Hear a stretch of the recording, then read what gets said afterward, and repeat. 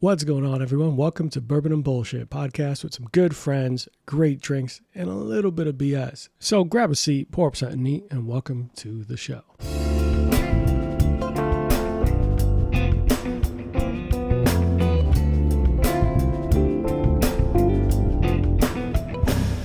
All right. Hey guys, so welcome into Bourbon and Bullshit, and back by popular demand, I'm here again in beautiful Winter Park, Florida. Not so beautiful today, is rainy, so whatever. It's still beautiful when you have alcohol in front of you. I'm here in beautiful Winter Park in the Courtesy with Billy Maskers of the Courtesy. How are you doing, Billy? I'm doing great. Good to be back. I'm surprised my episodes were so well received, but glad to hear it. Yeah, before we started, we talked about like the best episodes so far, best received, and Billy made it to top 3 because people really enjoy Drunk Billy. Like Drunk Billy is someone you don't get to see every day. So our goal today is to get to Drunk Billy fast. All jokes. Billy, how's everything going, man? I know today was a busy day in the bar, and it looks like you have a lot going on. How are you, man? I'm doing good, man. We're just getting really kind of prepped up for our busy season. So you saw a lot of the bartenders here. So we're all kind of presenting drinks for our Nightmare menu. So that's going to be our special kind of like Halloween kind of pop-up that will start September 24th. Nice. Do you ever submit stuff yourself now that you're the bar manager, or do you just kind of like just watch them? I do. So usually I'll try to just do like 1, maybe 2. So just everyone kind of gets the opportunity. But just to make sure that everyone knows I can still do it, I always present like 1 or 2. Funny thing, I actually have a Rumpelmans cocktail going. There's no way. You really do? Yeah. So the Halloween menus are like a lot of fun for us because we do like a lot of kitschy, kind of crazy stuff that we wouldn't normally do. Yeah. So this is kind of like a perfect time to have like a Rumpelmans cocktail. Is there a chance we could have the Rumpelmans cocktail before I leave? Yeah. Yes. Yeah, we could do that. We're going to do that. Yeah. We're going to do that. Guys, yeah, we could do that. For those who did not listen to the last episode featuring the man behind the bar with Billy about the Courtesy, they do a fantastic job of keeping things fresh. So like seasonally, you have obviously the Nightmare on orange. Yep. The Miracle on orange. Yep, Miracle on Orange. Christmas pop-up. It's crazy. Batshit crazy. Fucking insane. It's one of the busiest times of year. Yeah. You had a brief Krampus one. Yeah, so the Krampus we'll always do, but that's kind of like And in shop. Yeah, just like a single day kind of thing during Miracle, just to kind of spice things up for ourselves. Like that way, like we all can have a little bit more fun because like 8 weeks of Christmas is a little monotonous to say the least. I used to work retail and I completely understand that. Fuck it. I hate Christmas to this day. And then you also you're the dragon, didn't you? Like Chinese New Year. Yeah. So we did like a Lunar New Year kind of pop up, and we'll probably do that again this year. We did it last year was the first time in 5 years, but we did it a couple years back at the old Courtesy bar. Yeah. But after like Miracle and everything, it just kind of creeps up really quick. So most of the times it would be like Josh, one of the bartenders here, is like, "Oh, we should do Lunar New Year again." I'm like, "Yeah, let's do it." He's like, "It starts 2 days from now." I'm like, "Let's not do it." So last year we were actually finally able to plan it out. So this year I've got it in my books too. So we'll be able to do it again this year. Good, man. I'm glad. I love the fact that for those who haven't come to Winter Park, Florida, if you do and you want to visit here, you let me know and I'll fucking make sure I come with you because I love it. I will look for all excuses to come here. Heck, I don't even know I'm going to publish this episode. I just want to be able to drink here. I'm joking. But this place is located right next to a pretty predominantly like good drinking area. You're surrounded by a lot of fucking nice spots. Yeah. And so doing what like your seasonal cocktails, you're doing your menus, all that sounds like a lot of fun, and it also keeps you fresh and competitive, right? Yeah, definitely. It's fun for all the bartenders too, and it's just nice to change up like the monotony of just every day. So doing these special events is definitely like a nice change of pace for everyone too. I think it keeps our customers very engaged too. So it definitely brings out a different clientele too. Mm-hmm. Oh yeah, I'm 100% sure that you've gotten random people come here just because of Miracle on Orange. Like, there's a Christmas pop-up. I need to go there. Oh yeah, a lot of middle-aged white women, which we love. But which we love. Like, are you guys new? No, we've been here for like 10 years. Oh, it's so right. You guys should do Christmas all year. You should play more Mariah Carey. No. Is there a petition? I hate Mariah Carey. Oh my, dude! I hear Mariah Carey, I tense up. I get like PTSD from Mariah Carey because like, especially at the old spot where you play "All I Want for Christmas" every hour on the hour. So it'd be like a weird time loop thing. But then also even not doing that here, like you still hear it like probably like 3-4 times a night. So now if I hear that song, I like tense up. I don't even know it. Like I'm just like, oh my gosh. You start getting ready for chaos. You're like, oh God, they let her out. Let her out. Yeah. But it's been a while since we've hung out and checked in with you. But we're going to start, of course, with our drink of the day. You actually got to decide this one because I've never get to pick them here with you. Because why would I pick them? Yeah. You're the expert here. So what is this? And tell us about what the drink is and what inspired it. So this is a Averna daiquiri. So Averna is going to be an Italian Amaro, kind of like a digestive. So you're going to get, it's going to be bittersweet. Definitely going to get some like Coca-Cola notes, but just turn it into daiquiri with a little lime juice, a little sugar. It's pretty banging. Is this unique to your bar, or is this something you have? No, like any good bar should be able to do it. All right, well, But it is cheers and delicious. we'll enjoy. I've never had this.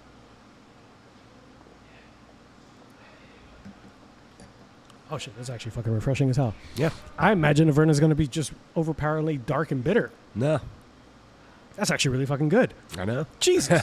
He's like, I know I made it. Actually, I didn't make it. Thank you, Mitchell, but didn't make it. But I know it's great.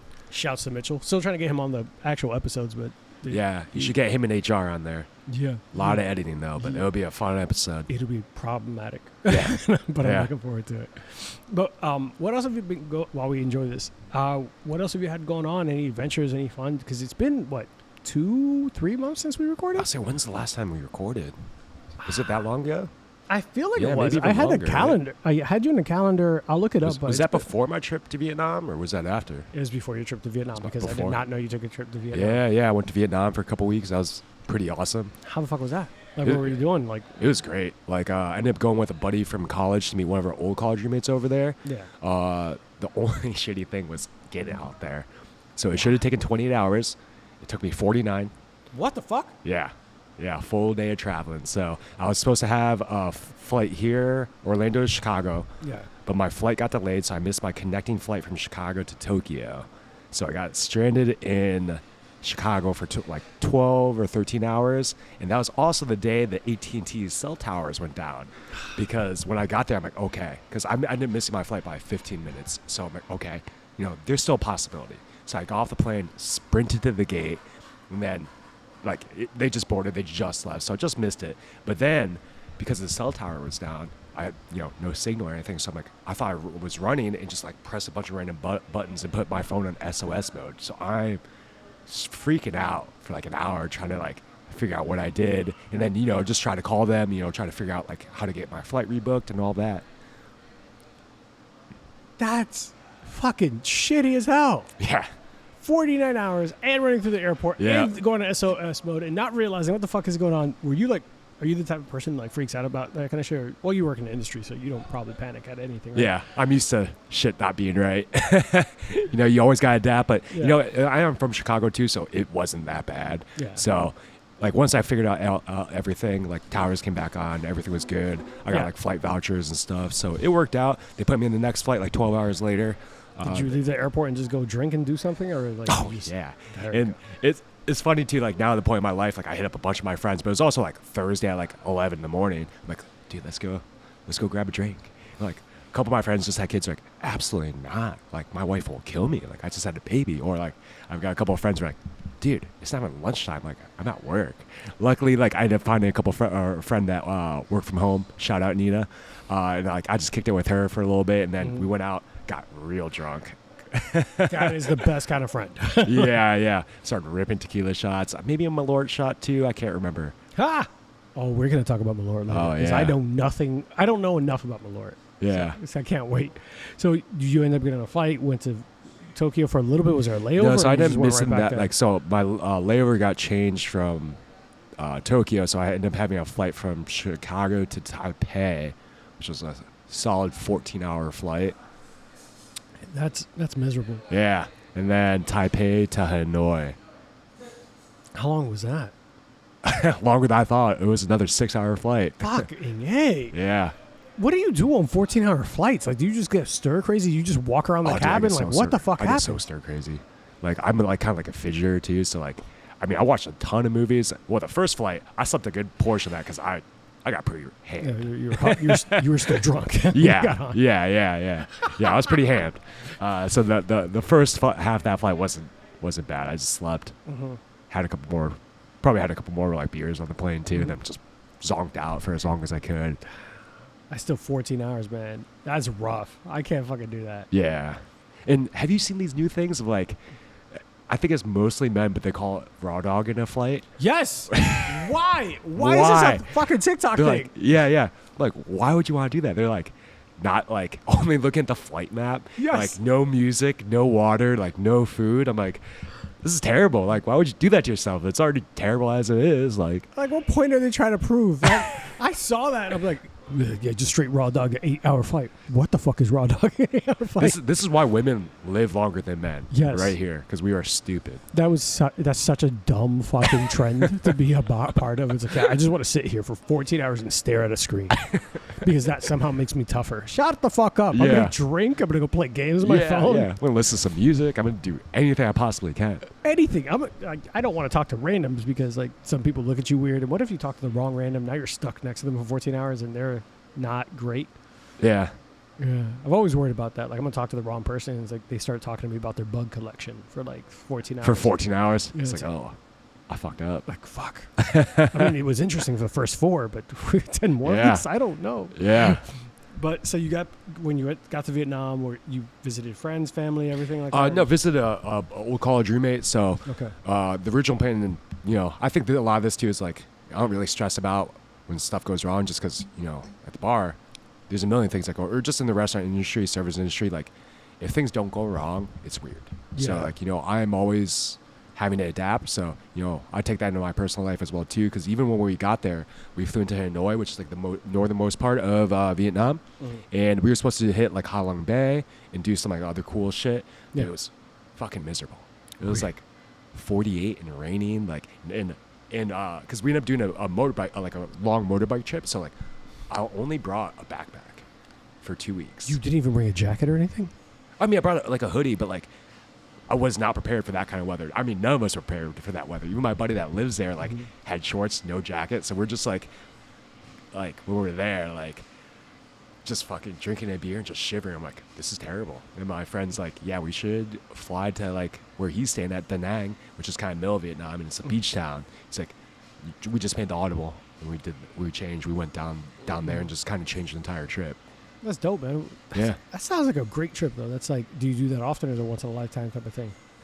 I mean, I would love to do it often. And so one of the guys I went with, we went to Colombia last year because for anybody that doesn't know, like, that Miracle is such a long event. Like, I always have a big vacation kind of planned afterwards just so, real bad day, I got something to look forward to. I'm like, oh, okay. Vietnam's 38 days, 12 hours, and 15 minutes away, So saved on your lock screen. Like yeah. So one of my good friends, like, he went to Colombia with me. We went to Vietnam together. So we were just talking about it. We're like, dude, we should do this like every year. Try to get some more of our boys to come out. It's kind of like a once a year trip where we all kind of reconnect. That's dope. Yeah, and of course, like Vietnam, like I understand not a lot of people could go, especially for that time frame. But we would love to kind of do that because even my old roommate that I was out there with, I didn't realize, but we haven't seen each other in like 7-8 years. Just because like he's been in Vietnam for so long, he was in Hawaii before that, and so we would just miss each other. Whenever we come back to Chicago, so we would just miss each other. That's it's cool though that you still have that kind of dynamic and friendship that after 7 years of not seeing each other, you can just pick right back up like nothing ever. You never miss a beat. It's just like, hey man, what's going on? Like I'm in town, but just drop it, let's go. Or hey, let's plan this trip, and nothing changes. Yeah. Like I'm a minimal effort type of friend. Like I'm not I guess not minimal effort. I am a low maintenance friend. Yeah. So I'm just like that. Like those friends I have friends in New York. I have friends in other states. I have other countries. In the moment they're like, hey man, I'm in town. Yeah, sure, let's link up and drink and hang out like nothing ever changed. Like, yeah, nothing ever changed. Yeah. And it's funny too because like I don't drink how I used to in college with these guys. Like none of us do. Mm-hmm. When I came in the first night, I was getting a little worried because like, well, my one buddy wasn't picking up. Like, what the fuck? Like, and then luckily my other friend picked up. He's like, our buddy Travis, he's still passed out. Like, let's go grab some coffee, let's grab some lunch. And then, so met up with him. We go back. My other friend's still like passed out. Like, my friend had to like carry him home from the bar. Like, it was like vertigo. Like, he locked himself out of his Vietnamese bank. Pretty sure he pissed himself. Jesus. That's how you know it's a real vacation. Yep.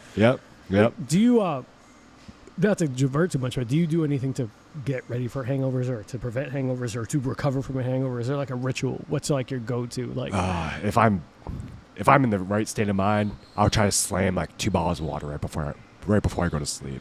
Okay, that's a good one. That's a Yeah. good one. You don't do anything like sparkling, or you just go straight bottles of water and carbs, or just water? I'll just try to slam some water. Goddamn. Yeah. Yeah, that's a good one. But then the next day, though, depends. But at least on vacation, All right. you can't be hungover if you hang on. Ha! Just hair of the Yeah, dog. Just hair of the fucking dog. keep drinking. Hair of the dog. That's it. One of my favorite drinks, the Corpse Reviver. It's Yeah. like loose. It's basically like the hair of the dog. Yeah, Just like, yeah. just bring you back. Yeah. I fucking love that idea. No, you're right. On vacation, it's airports and vacations like a wasteland of just no rules. Like you could be at an airport at 5 a.m. just drunk. Yeah. No one judges you. I have no idea what time or day it is. Oh yeah. I'm at fucking Ravenous Pig at the MCO. Shout out to MCO, yeah. Ravenous Pig. We'll have fucking. I'm already having 2 shots of because I recently went to Mexico. Oh, and nice. Yeah, it was- what part? Cancun. It was really Cool. touristy. I was part of a bachelorette party. Yes, bachelorette party. Ooh. I will expand on that later. But we were there at the airport at fucking 6 a.m. or some shit like that, and I'm just like, yeah, I'm gonna get a double Maker's Mark old fashioned. Oh yeah. They're like, yeah. They're like, no one's judging me. People were drinking beers and glasses of wine and just staring at each other like, Oh this yeah. is It's just a wasteland. Oh man, funny story. So one time I went to Mexico. This is to go see like some palenques, so like mezcal. Basically, essentially like mezcal distilleries. They're called like Ooh. palenques. yeah. And it was kind of like an industry trip, and decided to bring some special cookies. Oh. Yeah. Okay. I get picking up what you're So putting this down. is yeah. So this is an MCO, and then this is the first time I ever saw like some dogs there. So I'm like, I kind of panicked, and I just took them all. You did not eat all cookies to the face. Yeah, straight to the dome. How many?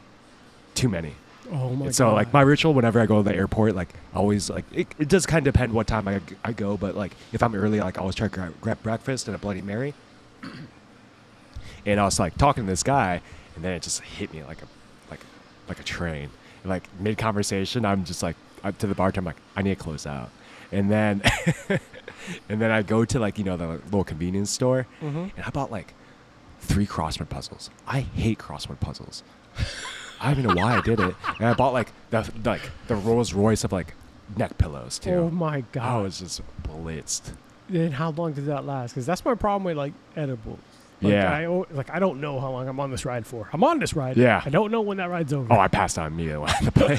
Got like a ton of candy. I don't even like candy either. I got a bunch of shit I Oh. don't even like. Like I got a ton of candy, and like it blew my mind. Like it wasn't like one crossword. I got like 3 crosswords. Did you do them or were they No, I just hate in your crosswords. bags? They're just in my bags. They're just I just for bought them. shits. I'm like, I don't know. Oh my Uh-huh. god. That's actually fucking funny. You were by yourself. You didn't even share cookies. I would have given. No, that's fucked up. No, You yeah, could've because shared like I was like single flight, so people all across the country. So like, Oh, no, I'm just but being- I was like, I'm being funny. He's like, hey man, do you want a cookie? Like, just that'd be really fucked up. The wrong person gets the wrong cookie. yeah. That's your ritual. Is like one cookie. Do you do that normally? That's your ritual. To Oh get no, ready no, for the no. plane? Okay. Honestly, I can't even do that anymore. Like it's crazy. Like I get so much anxiety now. Really? Like, don't even do it anymore. But yeah, this Yeah. is probably like 6 years ago. But Okay. funny story. Well, like I don't love flying, so I'm like Oh, yeah, medicated. we talked about this. Medicated and drinking, but I remember my fiance a couple times like, how are you gonna go to Ireland? I was like, I'm still gonna go. I'm just gonna bitch about it. Like I'm going. Like I'm not gonna knock it on the plane. Yeah. Like I have to get there. Do you have another option? Yeah, like unless you have teleportation somewhere, like at the house, Yeah. like which we should be making a lot of money off of. No, I'm still gonna get on the plane. So like my doctors like give me prescriptions or whatever. But even then, it's like I will do a shot of bourbon before we get on. I get to even like TSA. Yeah. I will do a shot of something. I was like, all right, cool. Get a drink or two when I'm in, and I could fall asleep on the flight. Yeah. No bother. But I have one time coming back from Denver, been on an edible, and to your point, I'm not the like, whoa, like this is fucking insane. Let's go. No, I just knocked the fuck out. Yeah. I am dead. The moment it hits, I am asleep. It could have been the most interesting thing in the world. I could have been in the middle of a It's firefight. catching some disease. Yeah, it's like fuck. What is it? Narcoleptic. It's like I'm damn near Yeah. narcoleptic the moment it hits. But so you went to how long were you in Vietnam? I was there for 15 days. Shit. Yeah. It was great. I mean, it's literally halfway across the world. Like, Yeah. I've been to Europe. Like, I've been very fortunate enough to go to Europe. The time change didn't really bother me too much with the jet lag or anything like that. This was something else, especially the way back. Like, it probably took me a week to get kind of readjusted to, like, just a kind of time change. That sucks, and it's dope that you got to get away for 15 days. Yeah. Because for 15 days, no one could ask you where anything was here. No one could reach you. No one could talk to you. They had to figure it out. They had to be adults. And during probably my favorite part of the trip, I mean, there were so many great memories, but probably my favorite, we did like a 5-day motorbike trip, like through the mountains. Like, so we kind of started at mountains that were almost like mountains that you'd see in Colorado. Mm-hmm. And then the more south we got, I was like, oh, this is a jungle. Like, this is like the thick of it. But there were points where like, I was definitely not getting cell reception. So even if somebody wanted to talk, like ask me something, couldn't. Yeah. And then even my friend's girlfriend is Vietnamese. She's fluent. He's pretty fluent too. Mm-hmm. And we hit like some indigenous people. I'm like, oh, what'd they say? She's like, I have no idea. Oh shit. No idea. So different dialects too for some reason. Oh, tons of different dialects. And it's a tonal based language too. So it's crazy. That's so dope. That's still dope. Like, even that scary moment of like, I don't know what the fuck is happening around me to an extent. Because a little bit of like I don't know what they said, but I hope everything's cool. Yeah. Like, I hope we're in the middle of a jungle. Yeah. I hope everything is cool. Oh, no, it's fine. I was just kind of curious. It's like, I always try to do my best to try to pick up on like little sayings like thank you or, I've just watched too many horror movies, Billy. So every time, when I think about like I'm in the middle of a jungle somewhere and I don't know the language, I'm always like, I hope we're all cool here. Yeah, I'm gonna smile a lot. Yep. Because that's universal. Fuck. But that's dope, man. I'm glad you got to get away. You work really fucking hard. And Thank you. Yeah. Yeah, it was a great vacation. Great vacation. So that's it for the year for your vacations, or are you doing little bits in other things? That was a big one. Like, I've been to Tampa. I'm going to try to go back to Chicago for a quick trip. Okay. I'm not sure if that's going to be able to happen not or not. Not at noon, right? Not at noon where all of your friends have either family or working. Like last time. No, not Thursday at noon. But Chicago, you think you're going to go for like a couple days? Yeah, I would love to go back. I always try to make it back like at least once a year. So I'd love to go back just for a couple days, see some friends, see some family. Good. You need to get away. Yeah. Earlier when I talked about going to Mexico for a bachelorette party, one of my really good friends, Amanda's getting married in October. Mm-hmm. Love her to death. And she asked me to be her man of honor. Oh, that's awesome. That's dope, except that I have to now give a speech. And I told her, I was like, you sure you want me to give this speech? Because I will curse and say a lot of stuff. And she's like, please, let me know, give or take what you're going to say. I was like, I'll run it by you. Is there anything off limits? She's like, we discussed some things. There was a weird... You'd be sending her the rough draft. I was like, hey, there's some surprises here I don't want you to read, but here, I'm going to be talking about this. Is it okay?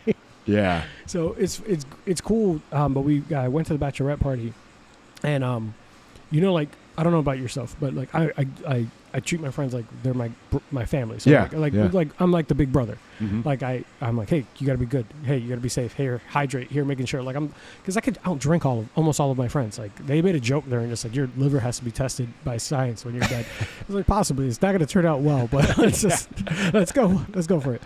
But I'm there with three ladies and four ladies. So Sonia, Bella, Abel, Nikki, and the bride to be. And we're out there in Mexico, and it helps us speak Spanish because they treat you better because they're like, oh, no Americano. I was like, no, I'm Dominican. They're like, oh, like they hook you up, whatever. Yeah. Got discounts on shit I shouldn't have gotten. But it was a lot of fun, but it makes me realize like Cancun is Disney World for Mexico. Everyone speaks English, super fucking touristy. Everything is like inflated. You can't find fortaleza, any of the stuff you're looking for, any of the cool shit. It's like Tulum too. Yeah, I heard, but I haven't been. Is it like that too? Yeah. Fuck. Yeah, everything was kind of expensive. Everything was like very touristy. Yeah. I wanted like to get good fucking Mexican cuisine. Everything's a little bit Americanized. Like street tacos don't have cheese on it and shit. Yeah. And it's like, oh, con queso. I was like, what the fuck's going on here? It's like, and they told me like Americans love cheese on everything. Yeah, so we started bringing that in. Mexico City street tacos. That's like what a little onion, like a little cilantro, a little lime. But it was fun. Like I had tons of fun. Like she had a great time, and that was what was most important to me. Like, hey, I want you to fucking enjoy yourself. Fucking buying a bottle of Patron for no good reason. Meanwhile, like I don't love Patron. It was great because we were getting drunk and we ended up on a hip hop boat in the middle of a rainstorm. Billy, when I tell you that like there was lightning going on, and people were like, no, that's fine. Just give it a couple more minutes and we'll jump in the water. The fuck did you say? Like, people were going to jump in the water after it was lightning. It's like, yeah, it's normal. Yeah. You couldn't see in front of you. And no shit. The moment the rain stopped, all right, guys, who's going to get in? And like 25 people hopped off into just the middle of the beach in the water. Yeah. Come on. Okay.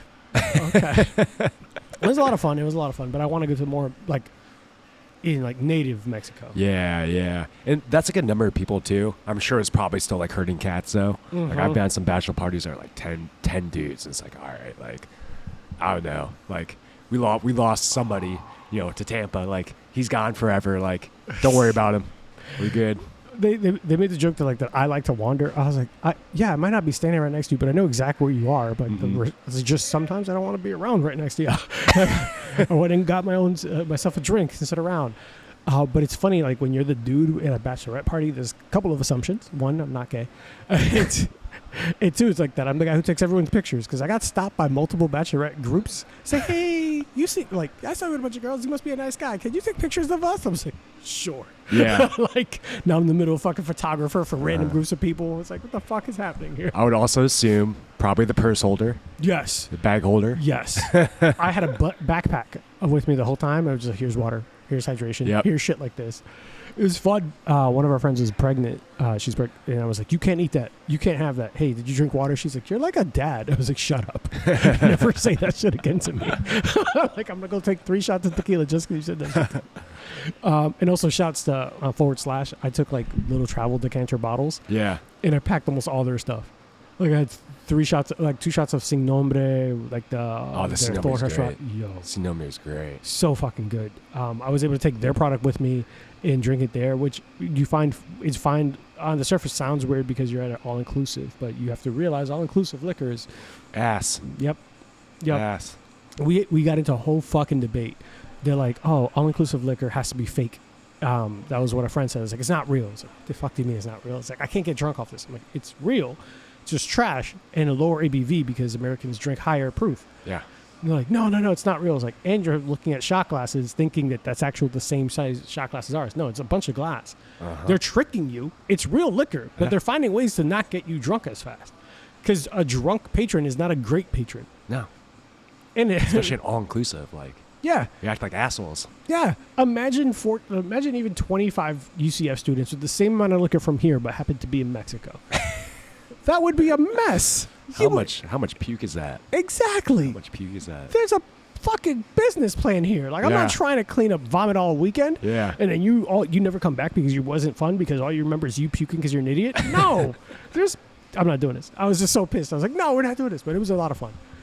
Guys, we're going to take a quick break. When we come back, we're going to get more reconnect with Billy, see how he's doing, and talk a little bit more about the questions we didn't get to ask last time when we were here. Shouts to everyone who did reach out to me and give me some questions that apparently my dumbass should have asked you naturally. But we're going to be able to pour up. It'll be a surprise. We haven't decided which one's next, but be right back, guys. Hey, guys, while you're listening to the show, we know that you might want to partake in some drinks with us and enjoy in the libations.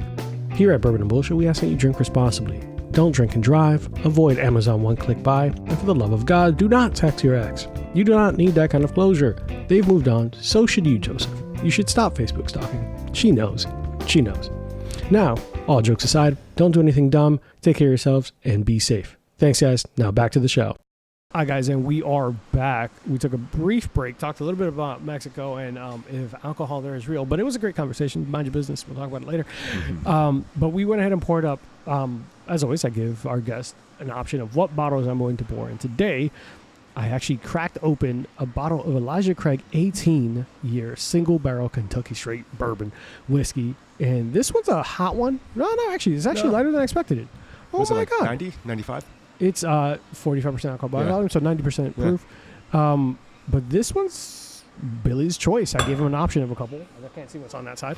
I gave him an option of a couple, and Billy chose Elijah Craig. So he's going to talk a little bit about why he enjoys and why you picked it. Go ahead, Bill. Yeah, so Elijah Craig is from the Heaven Hill Distillery. This is probably, like, personally my favorite distillery out there. It's the largest family-owned distillery. And they have a crazy kind of business plan, too, where they sell older, stronger whiskey for cheaper than all the competitors. So they'd rather put their money in their juice rather into, like, really marketing or having, like, some sort of, like, celebrity kind of spokesperson. So I really enjoy that brand. I've been fortunate enough to go see the distillery as well too, but Elijah Craig 18, one of my favorites. You know, people think the older the bourbon, it's always gonna be the best. Exactly. And it's a bell curve. You know, I think 18's like most of the time 15 to 18 is kind of that perfect bell curve. We're the top of that bell curve for me.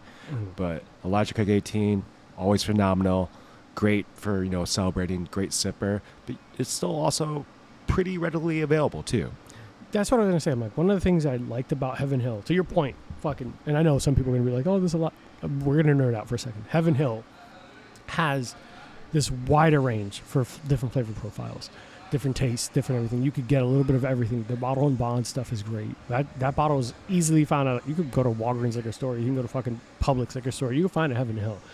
And that's a really, really good pour for the cost. Oh, it's like a $45 to $60 bottle, depending, I guess, where you are. For a 7-year-old whiskey, like, it's great. Yeah, it's fucking delicious. And, like, they do very different things. And we spoke about earlier about, like, their distillery's business was, like, give or take, like, the Thanos collecting Infinity Stones. Like, anytime a distillery wasn't doing really well, but they respected the brand, they're like, come here, we'll take you. And brought it under their umbrella. Most recently, to your point, like, I visited them as well.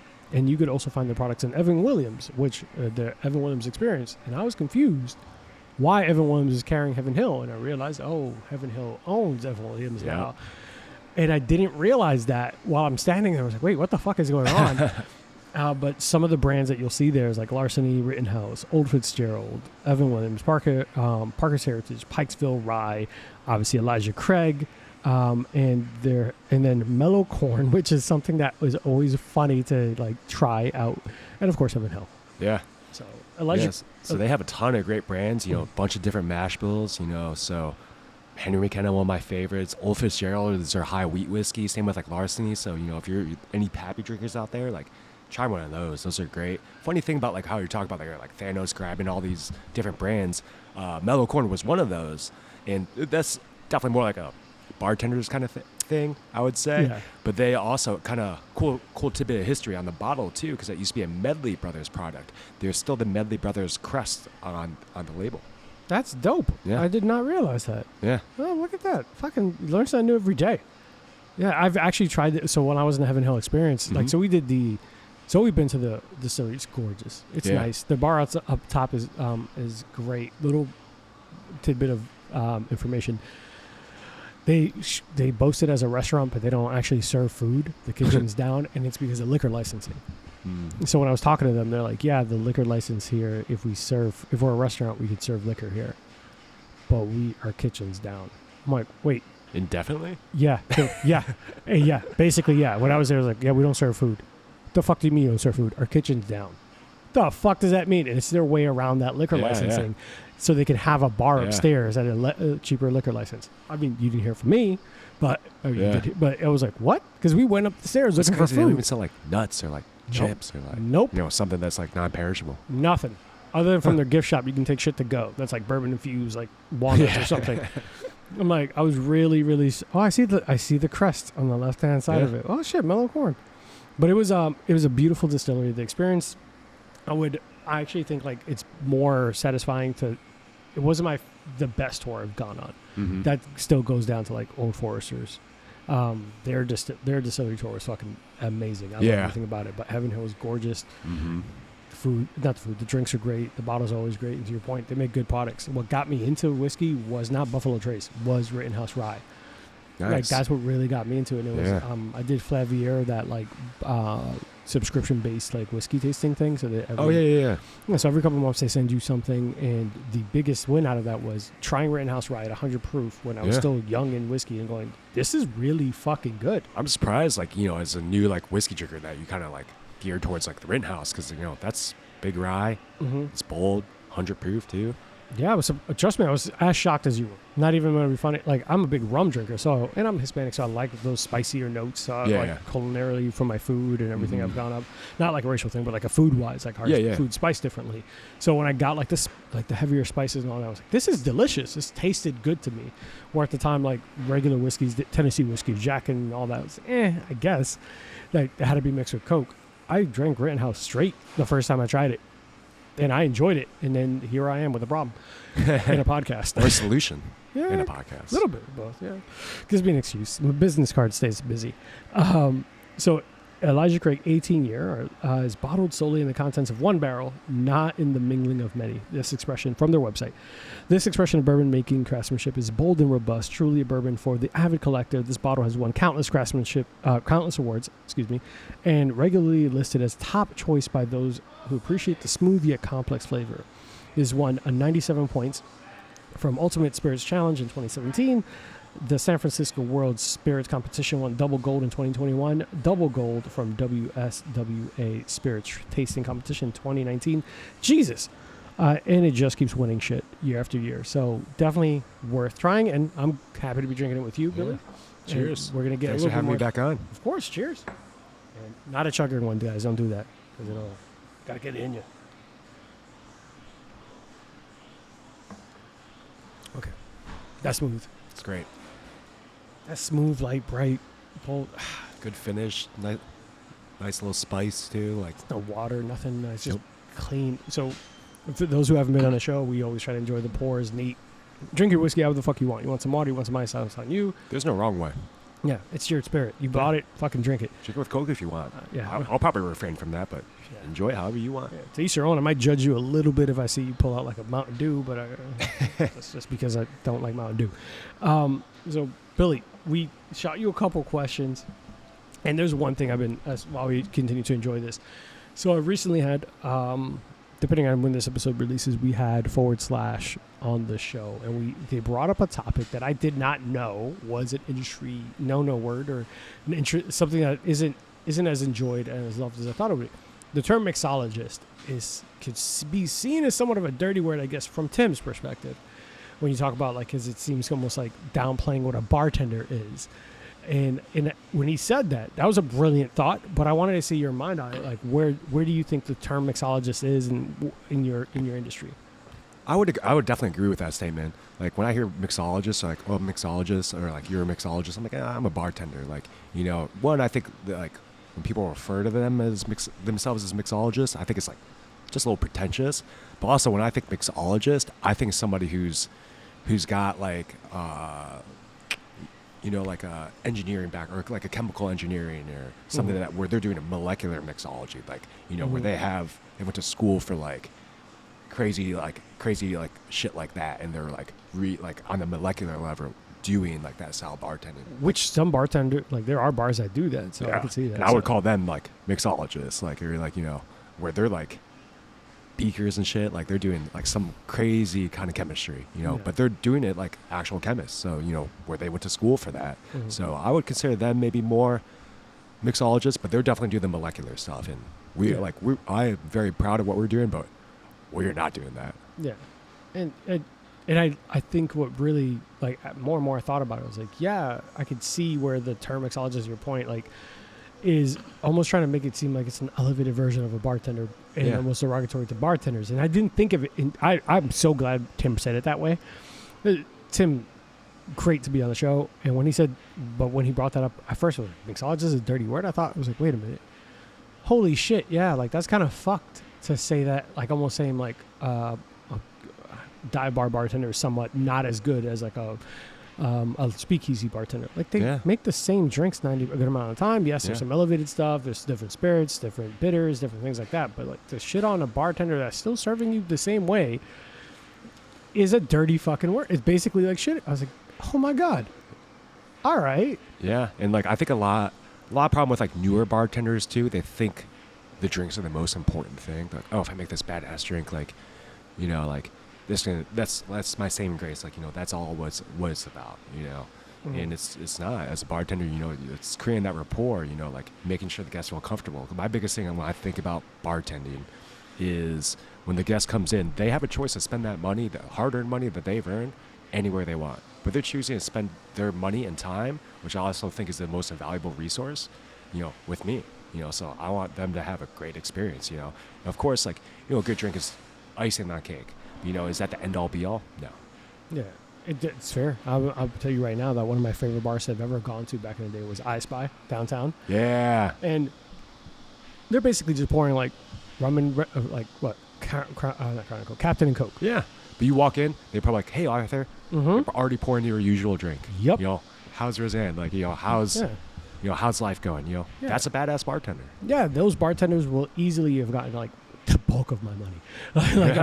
I would go there, enjoy it. We would go there for the experience. Sometimes, like, the patrons are pieces of shit, but I remember even on more than one occasion, like, you build that rapport so long, They saw our group of friends. They basically Told them to get the fuck out. they saw a group of friends like, I got you all day. They take care of us, blah, blah, pour us up, blah, blah, like just fuck with us. And other people would be like next to us already ready for drinks. And they've been basically like, while they're taking the new patrons' drinks, pouring ours. Yeah. Like they knew. Yeah. They didn't even have to talk to us. Yeah. It was like round? Yeah, round? He's like, yeah, go ahead. Like, it was a great experience. I remember one time, this is a side story because I'm not ever condoning violence at a bar. But I remember someone's tried to fight one of our friends at I Spy. Yeah. And instead of like kicking everyone else, like, you're banned, they're like, hey, guys, can you leave real quick and come back later? Because, like, this guy is starting out of pocket. We're going to throw him out, but we want to make sure it looks like, I'm like, okay, how much later? Wait, like 20 minutes. Yeah. What?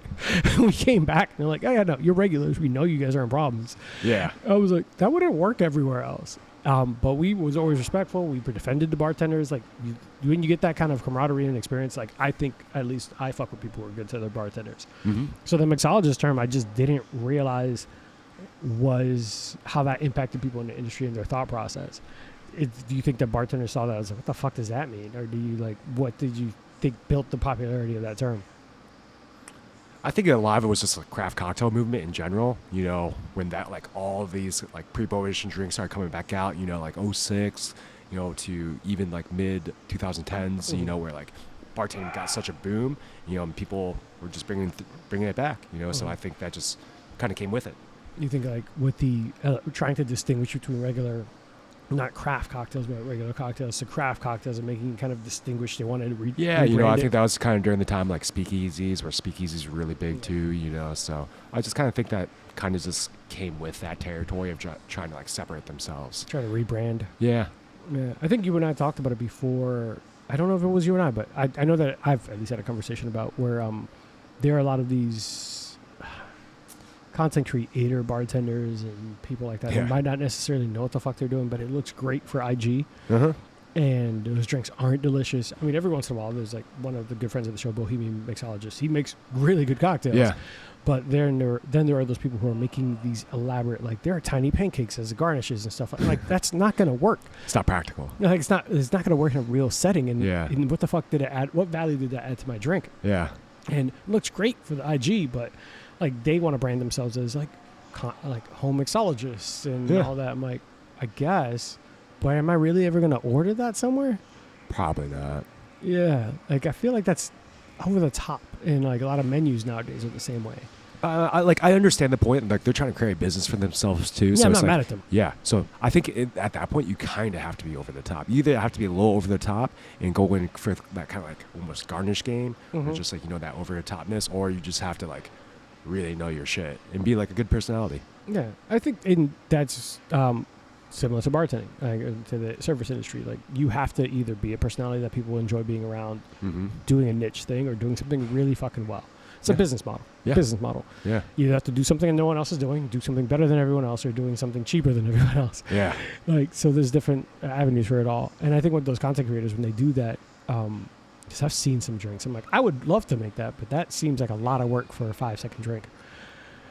Doesn't seem worth it. I'd much rather go get a really good old fashioned. Yeah.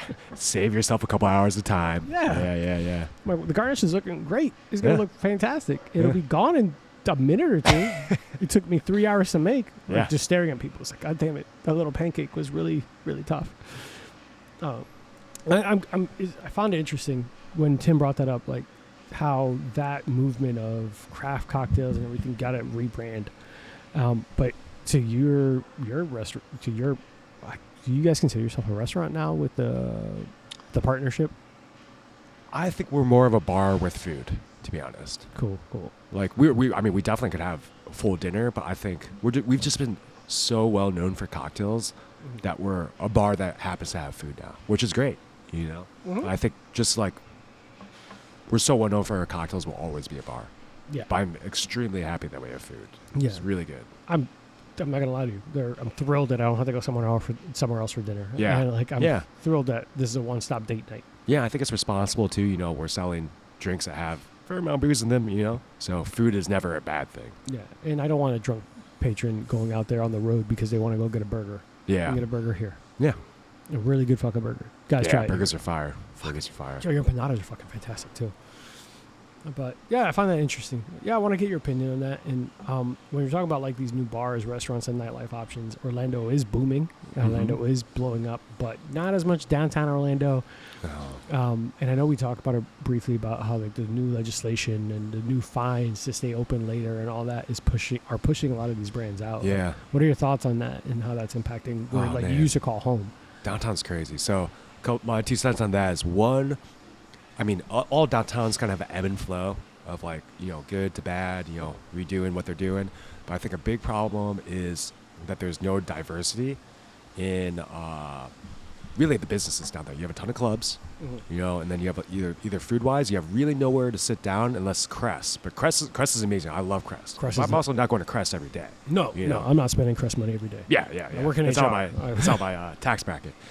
But, you either have, either clubs downtown, or then for food, you either have shitty pizza, shitty tacos, and that's about it, You have a couple oases in the desert. You have Crest. Harp and Kelt is great. That's a really good, like, bar food, too. Huh.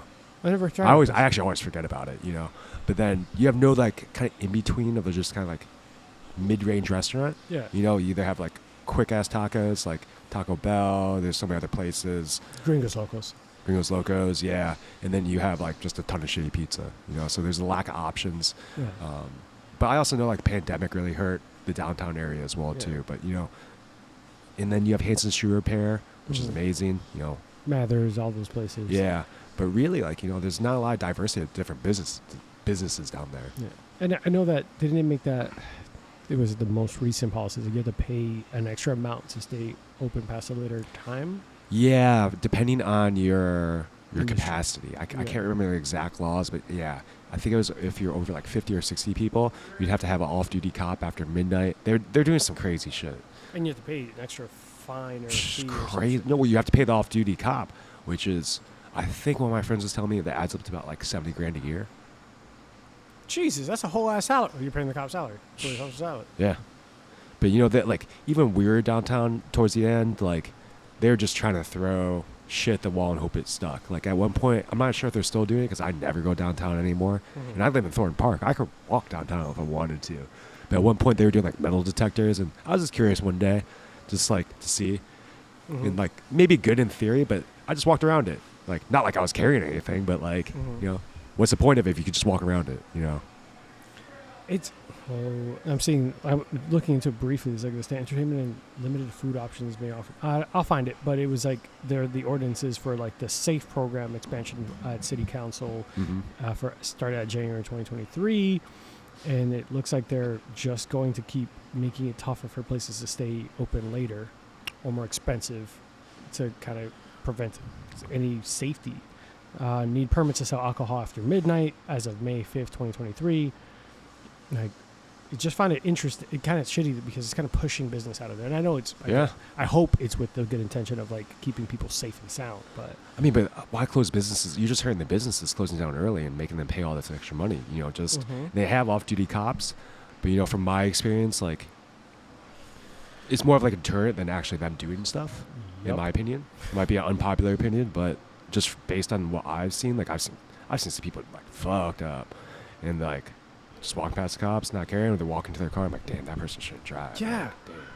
It says, so here are some of it. The cost of after midnight permit is $250 and establishments with occupancies of 49 or less are exempt. So you have less than 49, so maybe a smaller speakeasy might not have to fall into that, but anything larger than that, $250 to just remain open.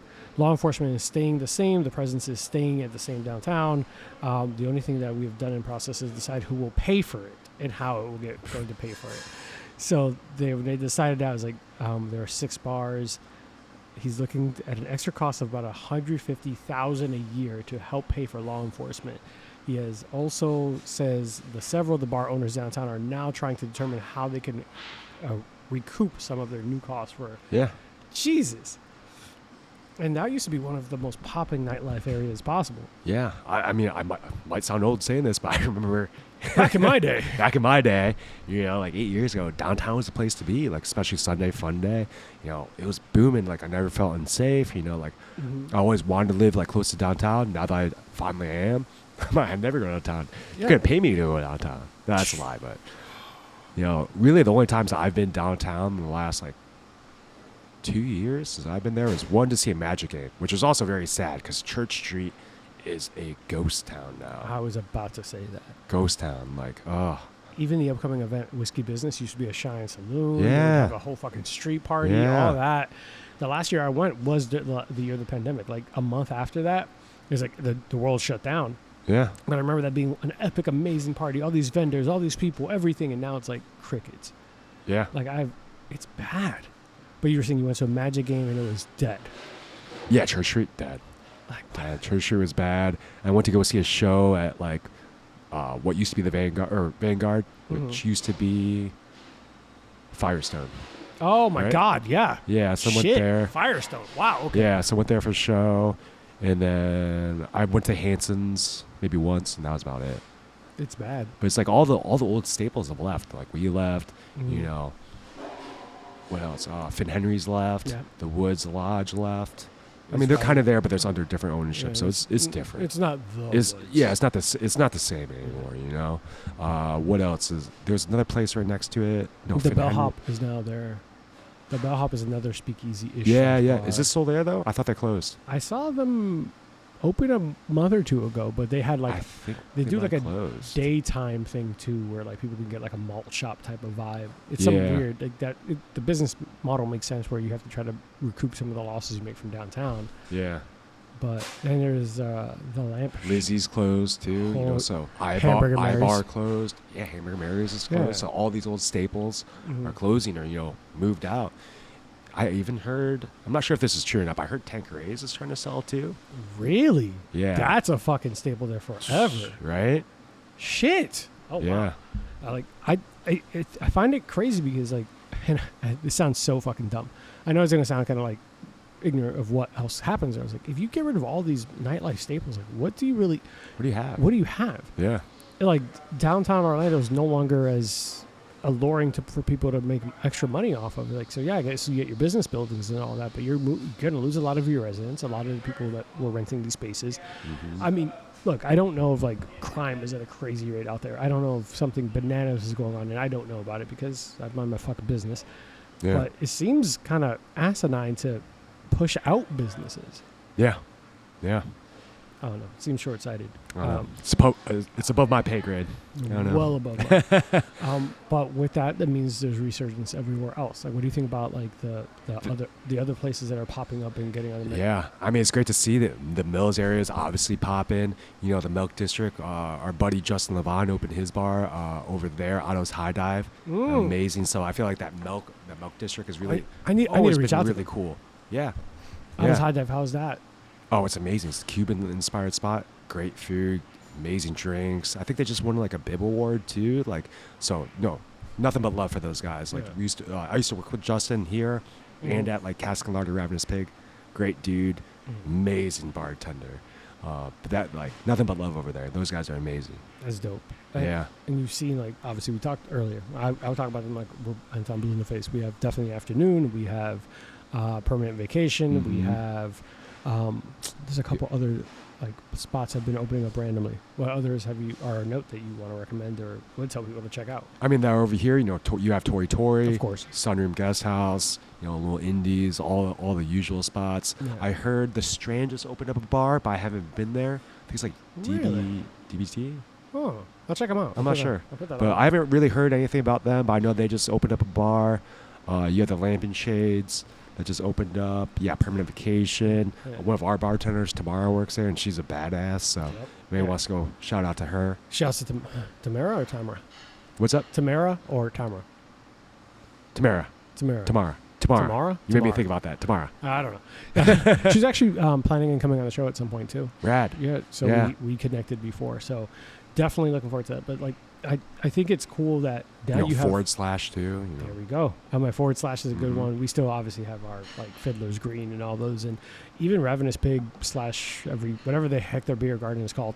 Yeah. They've established kind of a footprint of something a little bit different and unique for them too. So with all of downtown's being concentrated efforts in the past, now it's spread out everyone's given a little bit Mhm. individuality and kind of like more space to grow. Yeah, even that Soto area is pretty cool too, over by that Curry Ford area. Yeah, that area is good too. We Mhm. got a lot of like craft breweries and all these things Mhm. are popping up. So it seems like the industry in general for like, giving people options of what to do and drink at like is great. But I don't know.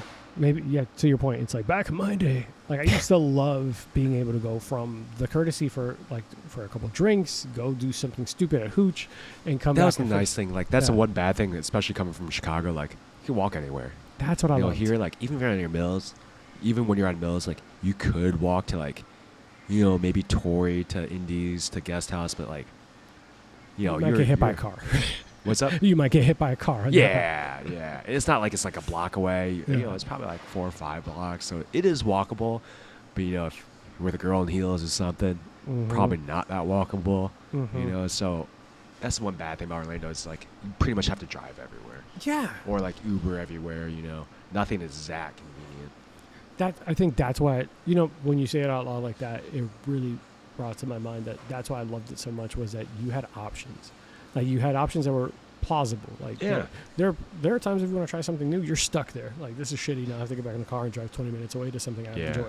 Yeah. But with that downtown, it's like go to the courtesy, get drunk, start drinks, go to the woods right after, go to Mather's social gathering because they Yeah. always have a fantastic venue. Yeah. It's gorgeous in there, burlesque, random things. Slide over to something else. Hey, I'm getting a little ratchet today. I'm gonna go to the sideshow and go get some Yeah. like tequilas and Taco Tuesdays and stuff like that. Yeah. And there's nothing wrong with that. There ain't nothing wrong with wanting just some like loaded yeah. Coronas and all that. And just sit there, people watch, like some Yeah. crazy people watchers. Like, you know, I'm Yeah. feeling like live music. I'm going to bob over to Tanqueray's or, Yeah. you know, maybe it's going to be a real crazy night. Let me have one drink at Casey's and I'll be blacked out. Yes. Go to the Cocktails and Screams because you want to see something new and different. Yeah, see, like, yeah, some of yeah. the horror themed Yeah. cocktails. Yeah. Love the venue. Love the Or, you know, space. it's like, it's a Sunday, I want to watch some sports. You know, Yes. you could go to Harry Buffalo's, you could go wherever to watch a game, you know? Yeah, and that's what made downtown Orlando so much fun. And this isn't necessarily the podcast for like, hey, but it's good to know about the places we would go to. And I loved it. I loved every single fucking bit of it. But it is what it is. We're older now, and I guess we've outgrown downtown, and now we get different spaces. Yep. Hangovers hit a little harder. Oh my god, Everything hits a little harder now. I actually made that joke the other day. I was like, it feels like at this age, like everything clicks a lot more before. Like, Dude, I woke up, my shoulder hurts. I'm like, I didn't even do anything. Fuck. if you sleep wrong, it's like I can't move my neck for 3 I know, weeks. I'm like, I need some ice. Like, what the fuck? I haven't been able to turn my head to the right for 2 months now. It's like, are you Yeah. okay? And I'm just old. But I just find it's cool to pick your brain about that because that impacts you, right? Like, there's a certain. It did. Yeah. You know, now not so much. Like, but I mean, in general, I want the best for Orlando. Like, Yeah. I would love to have like a boom in like downtown. I think everyone does. You know, It's just a shame. I think it's gonna probably take like at least 5 years to kind of turn it around, though. But it also probably also push you industry-wise, right? This healthy competition and being a little bit different. I mean, a little unique. So I think about the fact that like at that time there was like 5 speakeasies around you. Yeah. You guys were always you. Yeah. And to me, you were the pinnacle. Like you were it. You were like the courtesy was a speakeasy lounge Mhm. for me, and there's like, but being able to like that creative is not on, like this is kind of an impromptu question, but when you think about like you have people who've worked with you, worked around you, and you've built that rapport with, it makes you want to be better because now there's a difference of you see Yeah. what Friendly these people- competition. friendly competition. sure. You see these people around. Oh my God, they're so cool. Hands and Shoe Repair is doing this. Oh, the Mathers is doing this. That's a cool thing to do. The Woods is doing this. They're doing it has the creative juices flowing. Where now you're kind of you, like around you is what maybe / but there's not really mixology / like speakeasy. You know, but spot even here. when we were downtown, like small industry, like we all pretty much know each other, so it'd be nothing but love. Oh, like, nothing so, but like, love. We would always send Nothing like, negative. And typically our guests, like, there's definitely overlap. So healthy competition, yes, but it's like, you know, we have the same clientele. So, you know, if somebody's stopping at Courtesy, they're going to like either the Woods, they're going to like the Woods right after, and then Hanson's, you know, or vice versa. Start at Hanson's, finish it with us. Yeah. So, you know, it's nothing but love. But, you know, at the end of the day, you have to stay true to yourself and what you believe in. So, of course, there's that friendly competition, but, you know, we know what we want to do, and we're always going to do what we believe is best. Yeah, no, of course. But I mean, at least for me, I'm never going to speak for anyone. But I think that makes me want to do better. Yeah. knowing that, like, seeing those great ideas, working with peers, like, you're only as good as the people you surround yourself with. Yeah, And when and your you- competition. in your competition. So when you operate almost on an island, like, not that it's just not as, I guess to me it's not as fun because I love seeing my friends doing well, but it makes me want to do better. Yeah, yeah, Like, and if I'm on an island by myself, I'm like, I know I'm driven, yeah. I'm motivated, but there's also that like, oh, I saw that so and so's Yeah, doing this, I want to do yeah. this too. Yo, you guys did a great Thursday. You put it best, like you are as good as your surroundings. You know, like Yeah, just elevating the space and making like working with each other and seeing each other's growth and seeing the ideas and being able to spitball with people in the same like minds in the room. Like, yeah, I'm going to ask you this because I think it's great to hear it. It's like when people in the industry where they choose to drink says a lot about that space they choose to drink at. Yeah. Like, says a lot of like, do they have great cocktails? Is it just something friendly? Like, what is it and what are you going for? I've been my fiance and I have a habit of whenever we go to a bar that is well known at a different state, we ask that bartender where they drink, and then we go there. That is great. Yeah, ask them where they drink and Yeah. where they eat. Yes, and Because we go are there. all lushes and Yes, we love food. And we ask them. We ask Yes. them what they drink. All right, cool. You recommend there. What should I ask for first? They're like, oh my god, they have a fucking fantastic pina colada or whatever the fuck they recommend. That's cheat code. Yeah, You go to one good bar, then you're good because they will be more than happy to like shout out all the amazing bars, all the Yes. amazing food places. Like, I mean, we get asked all the time. And I get really excited. Like, oh, you should try out like Sunder. You should go check out Otto's. Like, if you like this food, you know, go here. Like, Yeah, and that's what I like. And I Yeah. think when you get those creative juices flowing, is like I said, you're only as good as your the people around you.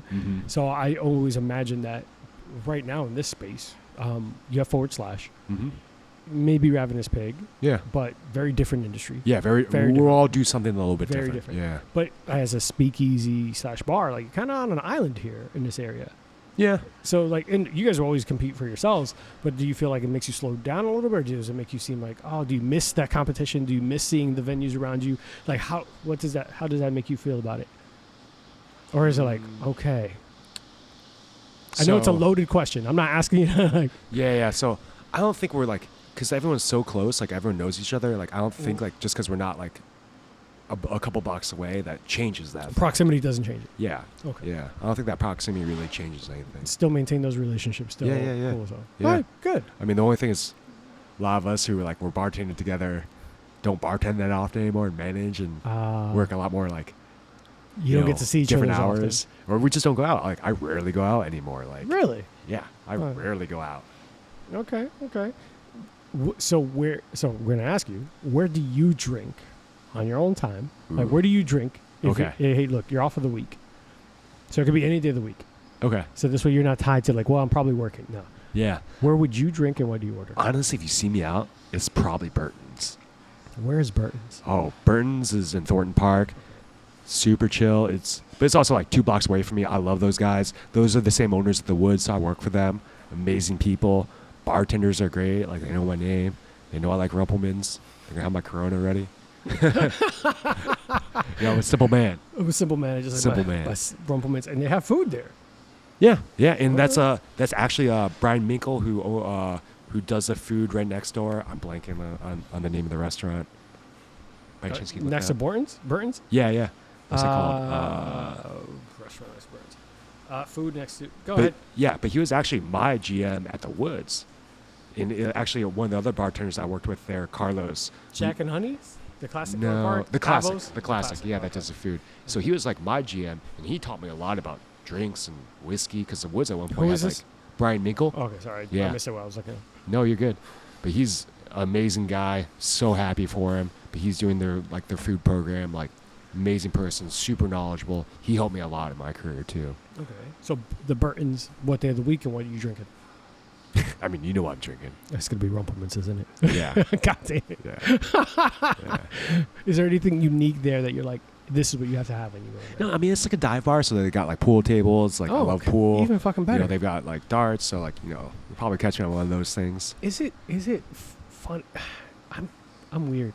I love fucking dive bars, and then I love speakeasies. Yeah. It's almost like both like vibes are like, leave me the fuck alone and let me enjoy my alcohol. Yeah. Like, that's like, it's really funny because I think about it, it's like, yeah, dive bars, like, you just go with your friends in a corner, get some good alcohol, get some, even if it's just Coronas all day. Yeah. Just I'll have do some fun. have Like, rum and cokes all fucking day, or like, I mean, just get tequila whiskey. sodas, yeah. Gin and sodas or whatever the fuck. And 'Cause I'm- speakeasies where you get whatever the fuck you want. Yeah, because to be honest, even when I go out to like other bars, like I don't really want a cocktail. To be honest, like if you see me out, like I'll Really? probably get like a beer and like a shot of tequila. Really? Yeah, Is it because you're tired of it? Because like the same reason why a chef doesn't cook at home. Yeah. Gets just ramen. yeah. And you know, at a certain point, it's like I just don't want to kill my palate. You know, like that's a big thing too. Like definitely when I'm traveling, I will go out and try new things for sure. Like and that's where I get a lot of my inspiration is traveling. But definitely like I've 9 times out of 10 I can read what the drink reads like, and I can tell you exactly what it's gonna taste like. Very few times am I like, oh, what's that like? And then of course if that hits, then I'm like, oh, I want to try that. I want to see how they incorporate this. Do you have any But in mind? What's up? Do you have any that come to mind? No. Even in But this just like in industry too long. general, like I 9 times out of 10 I could read a drink menu, like I know what like I could see like the rubric of it, like oh this is based off of daiquiri, like you know this is gonna be, you know I could when I read it I'd be like oh this is how it's gonna taste, like there's really no question. Okay. But there's very few times like when I read certain ingredients or like oh I'm just curious like how they incorporated this. Yeah, that's fair. I Yeah. mean, especially you doing it long enough, it's just like, yeah, I've done this a billion times. Yeah, So just kind of a beer and a shot Like- of tequila. yeah, Or like you know like reposado or blanco? what's up? Reposado or blanco? Oh, Blanco. Hey, making sure, Blanco. man. I don't know what. Hey. Yeah. I'm a truist. I love my good tequila. Mhm. You know, like I want to taste like the tequila too. Of course, there's a lot of amazing reposados that have like super light wood on there now, or like you know they're using barrels that have been used plenty of times. So The you're not getting Casco. a lot of that vanilla, and you're not getting a lot of that color. Mhm. You know, Lagritona is an amazing product. It's made by all women, and so Lagritona is kind of like the witch's brew, and they only do reposado, and they do it extremely well. La Gritona, it just means the howling woman. It's that green bottle. Yeah, I've always seen it. I've just never known Fire. the name of it. fire. Shit, I might have to stop Yeah, at we're Total gonna have Wine. to try this later. Oh, you have that here? Yeah. Oh shit, then we're gonna try La Gritona. Yeah. Guys, this is gonna be completely off topic here. We're gonna go. To La I think we Gritona. answered like one question. Yo, I don't give a shit. It's my show. I can do what I want. Like that's the beauty of it being my show. Guys, we're gonna take a quick break. Speaking of La Gritona and the Witch's Brewer, which, sorry, Sugar Mama, we're gonna have a word from our sponsor, Midnight Fables Cabaret. When we come back, we're gonna close out part 1 with a couple more questions. And of course, I know my significant other's listening to this and asking, well, ask him why Rumplements. We'll be back, babe. Be right back. Sponsor of Bourbon and Bullshit, Big Bang Boom Collective is Orlando's burlesque and cabaret entertainment group, comprised of Midnight Fables Cabaret, Big Bang Boom Cabaret, and Foxy's Den. Follow us on Instagram at Big Bang Boom Collective, or join our VIP email list for info on upcoming shows by visiting www.bigbangboomcollective.com. Hi guys, we are back. We took a brief break, got to talking with some of the bartenders and one of the owners of the Courtesy, just fucking around, and we got to see a little bit of the presentations for the new upcoming cocktails. I'm not going to be here to spoil anything, so I'm not going to discuss them too much, but what we will discuss is that we got to try La Lagritona. Gritona tequila, or reposado tequila in that beautiful green bottle. If you guys haven't Yeah. seen it and wonder what the fuck it is, I'm going to let Billy tell you about it. Go ahead. Tell us about the Oh, yeah. Lagritonas. Lagritona. So I'm a big tequila nerd. I love agave, but Lagritona is like almost like translates not quite perfectly, but like the witch's brew. But it's Mhm. all female, like led distillery. You know, all females that bottle, make the juice, do everything, and they only do one thing. They do a reposado tequila, and it's amazing. So I always appreciate people who do like one thing, and they do it extremely well. And I think that's one of them. Yeah, man. This was not something we were planning, especially in the Bourbon and Bullshit podcast, but this is actually really good. One of the big things I've been preaching about tequilas is additive free. Mm-hmm. I like the fact that I know what the fuck's in it. It Yeah. tastes pure. It doesn't taste as, like, I don't know. It always feels like those other tequilas aren't. No, because there's tequilas where you can add up to 1% of like vanillin or like vanilla extract and or caramel coloring, and you think 1% is not a lot, but you can once you taste it, you can Mhm. always taste it. Yeah. And It's that fake vanilla flavor, and yeah. I made a joke. I talked about something. I was like, you can taste fake. Casamigos. That's what. That's exactly what I was thinking about. A buddy of mine was at poker night. He's like, hey, he's like, what tequilas do you recommend? I was like, why do you think I'm the tequila guy? He's like, you just seem like a drinker. I was like, that's fair. He's like, right now I'm really drinking. I like Casamigos. I was like, that's trash. He's like, well, I was like, look, each their own. Do what you want. Yeah. I just don't drink If you it. enjoy what you want, like, that's Yeah. cool. I'm like, I get just it. don't enjoy it for the price point. Like stuff Yeah. like Casamigos, like, oh, it's overpriced because it has a hip hop name attached to it. Like there's Yeah. a celebrity attached to it. So Wasn't also Clooney's brand for a little bit? it was for a little bit, Right. and then it went to somebody else. You sold so it for a Casamigos. shitload of money. Yeah, of course. Same Yeah. reason why vitamin water got sold by like $5 billion or whatever the fuck 50 Yeah. Cent sold it for. It was like quarter water. Yeah. But I like the I like the idea that value. I've never had a person who's any issue with spending money on something worth it. Yeah, especially as a buyer here, to me, like, I always factor in the price point. Mm-hmm. So, like, what's the value of that? That's why, like, honestly, like, I do love the Sazerac products. Like, I know we're going to try Elmer T. Lee in a little bit, Mhm. but the secondary markup of it, is it worth it? No. But for what they're selling it, Yeah. it's phenomenal. But once you go up to, like, 300%, Mhm. no, it's not worth it. There's so many bottles that I'm like, There's so many good bottles out there. Like, yeah. You know? For the price, especially for the price point. So when Yeah. you're thinking about something like Casamigos, it goes at like $60 retail, gets stolen all the time. I used to work at a store that had a liquor store. Yeah. And Casamigos, when I tell you, was being walked out all the fucking time, and I'm That's staring. ballsy. Yeah, Just walking out with it? yeah. People would just load up backpacks. And it's Winter Park. Like you're not really Yeah. allowed to like really tackle anyone anymore. Yeah, that's Be- true. Yeah, lawsuits and shit. I mean, in fairness, it's not my liquor. Steal it. Yeah. Like, what am I gonna do? Like, you're gonna stab me for a bottle of Patron, and then I have to like deal with getting fired for it. Yeah. Um, But no, like they'll steal that, and meanwhile, right next to it's better, like Al Mezcal and all this stuff that's so much tastier. More, it's like you're stealing the wrong shit, my Do you man. ever like go up to somebody like, hey, yo, I see you doing that, but there's a better tequila for a better price that you could steal. Sometimes I've wondered about it. I'm like, hey, do I tell them that they're stealing trash? Like just rubbish. Like, At least still this is a small company. Like, Yeah. you're taking it, but they're still hitting their depletions. Like, Yes. you're helping a local business. You're helping a small business out. Steal this one. I remember more than once I had like an old Fitzgerald like 19 and 18 or something crazy in stock. I had an old Fitzgerald 19. Oh yeah, I've had those bottles. Haven't I? They're great. They're great. They're great. But and it was an MSRP. Yeah. And you know what people were stealing? Johnny Walker Blue. I'm like, Johnny Walker Blue is good. yes, but that's all they were stealing. Like Yeah. right next to the, Because they're selling the stuff that they know. yeah. There's just like there's not like ignorance It's in the marketing. fact of like not knowing what it is. Yeah. But marketing. It's as all well. marketing. It's a niche. It's a very niche kind of market, right? Like Yeah. we know what Wild Turkey's Master's Keep is. We know what like Old Fitzgerald's 19 is. We know that because we are into that industry. But if you don't know, you don't Yeah. know the value of it. So I remember more than once having. We had Parker's Heritage. We had a couple of bottles that were just like incredibly hard to find. Yeah. And someone asked me, "Oh, what whiskeys do you recommend?" And I would tell them the list of shit. And it's like, "Oh, okay. Do you have Buffalo Trace?" Motherfucker. Motherfucker. Or it's like you go over all that. Like I even do that here. I'm like, if you look for this, we have that. Like, what about Crown Royal? It's like, oh, just go fuck myself. Yeah. No, but like all jokes aside, like I don't care what you drink. Like that's cool. Like whatever you want. Like but like my point is like I always try to get people out of their comfort zone. How Like, about I wanna Crown try Royal?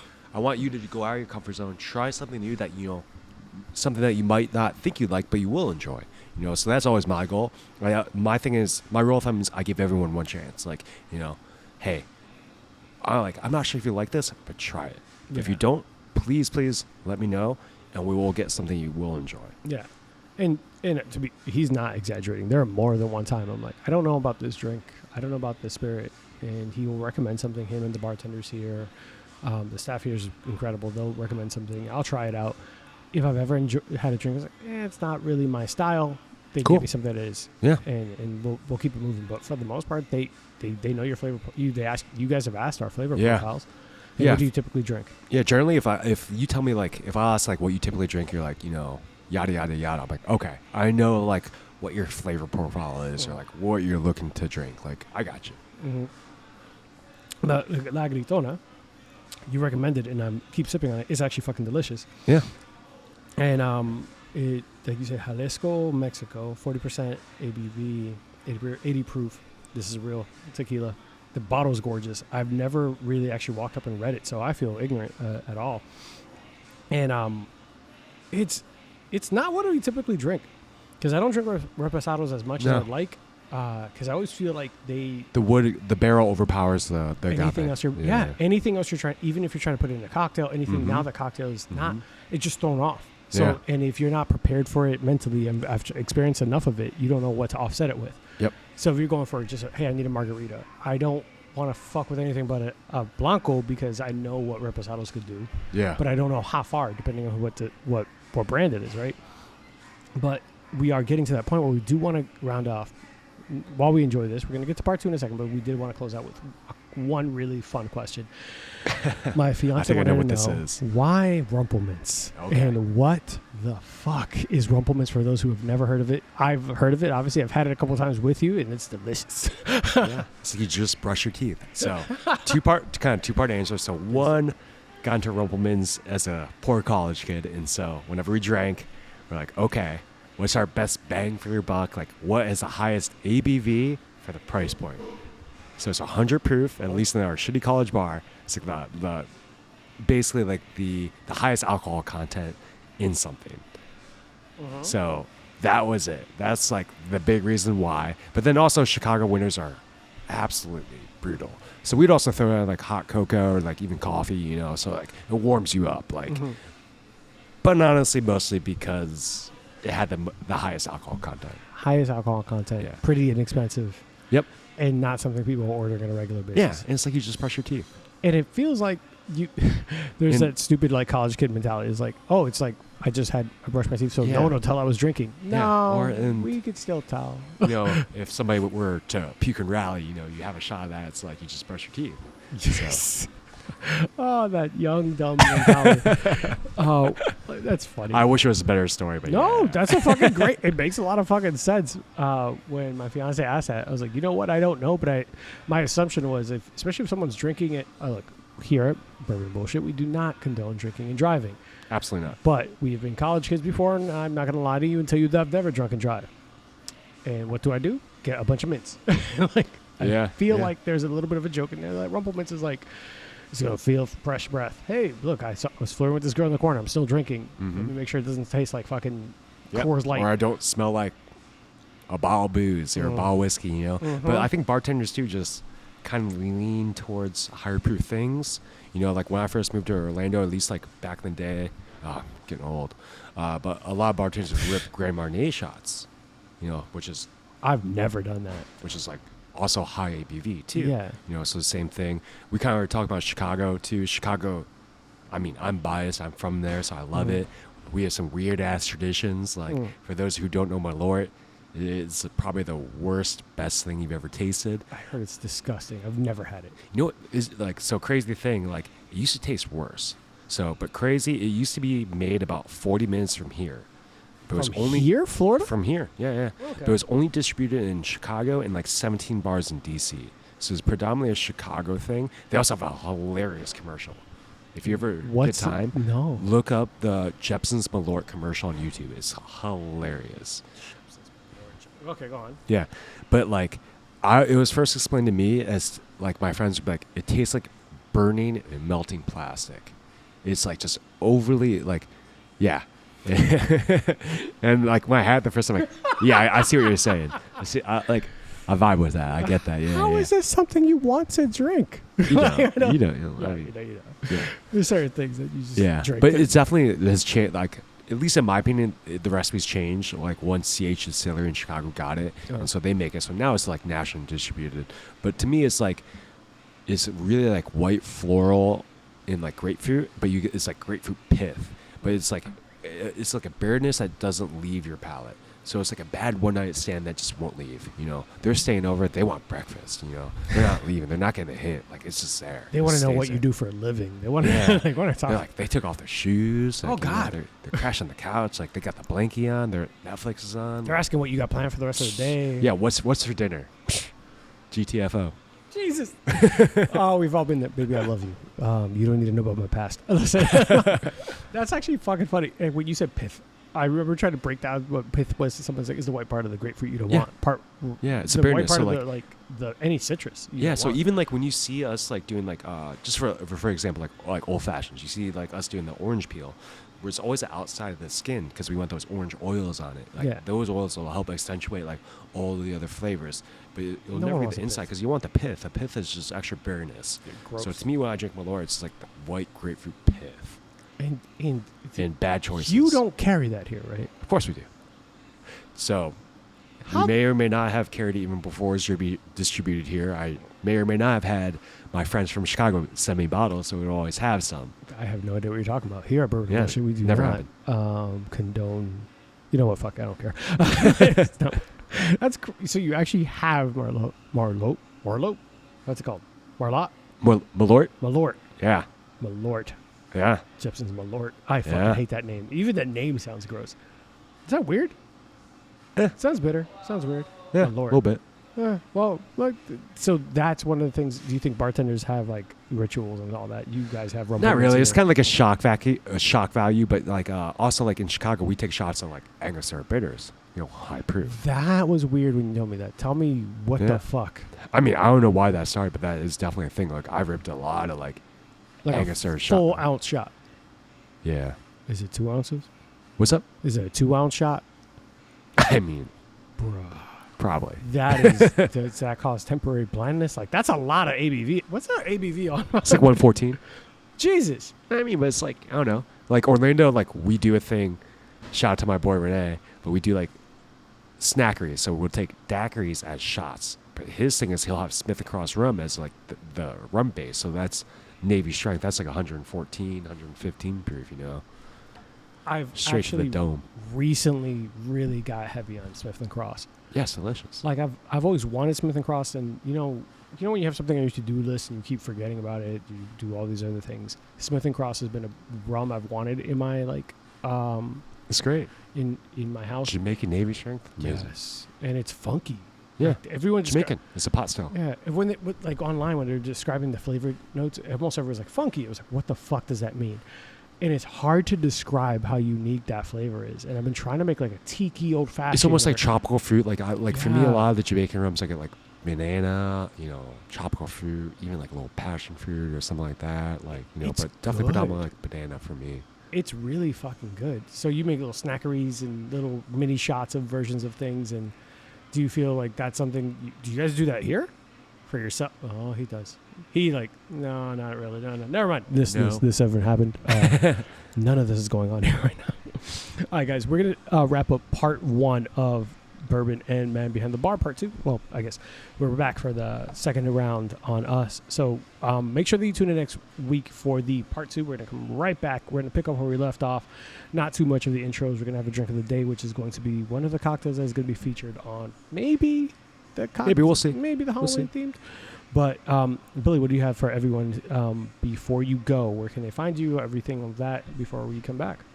Yeah, find me on my IG, BMass1607. Shout me out. You can see me travel to places, eat food, drink good drinks, hopefully. So, yeah, holler. Stop by the courtesy, of course, all that.